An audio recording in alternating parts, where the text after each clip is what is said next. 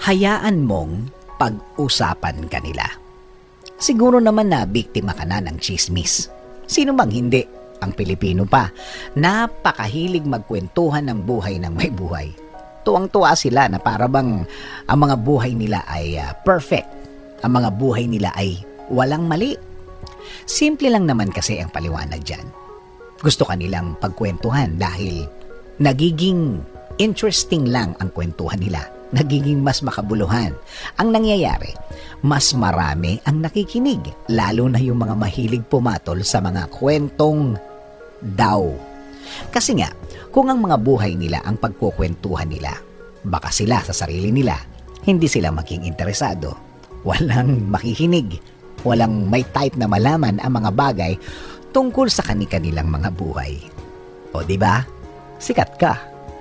At bakit mo naman aalalahanin ang mga taong makakaalam ng maling kwento nila?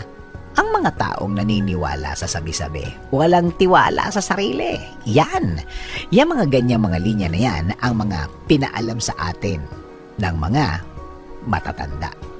At saka isa pa, hindi mo sila kayang paliwanagan ang lahat ng mga nakakwentuhan nila. Dahil marami-rami ang mga taong yun.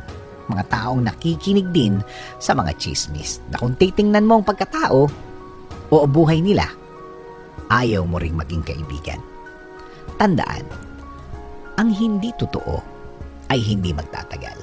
Ang totoo ang tatagal at magtatanggol sa'yo. Yan dapat ang panghawakan mo. Yan ang dapat na aalagaan mo. Gawin lang ang tama.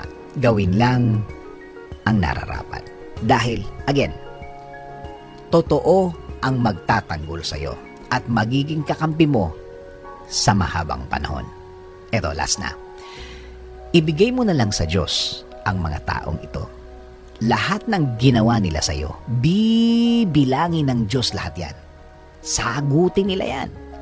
Hayaan mo ang Diyos ang umasikaso sa mga taong may ginagawang mali. Let us pray. Panginoon, alam po namin na hindi po kami dapat nag-aalala sa mga kwentong mali na ikinakalat ng mga taong walang magawa sa buhay. Pero minsan, bumibigay ang aming mga isip. Nasasaktan kami sa mga kwentong hindi naman totoo. Kaya ngayon, Lord, sa iyo kami huhugot ng lakas para harapin ang mga araw-araw na dumadating. Sa iyo kami mas magfo-focus, hindi sa mga maling kwentong ito. At alam po namin, Lord, na hindi nyo kami pababayaan sa ganitong klaseng sitwasyon. Alam po namin na itatama ninyo ang mga maling kwento na ito.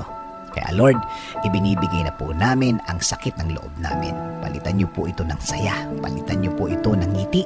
Palitan niyo po ito ng blessings para sa amin at sa aming mga pamilya. Salamat. Salamat Lord sa laging pagbabantay at pag-aalaga sa amin. At sa laging pagtingin ng aming kapakanan, Lord. In Jesus' name we pray.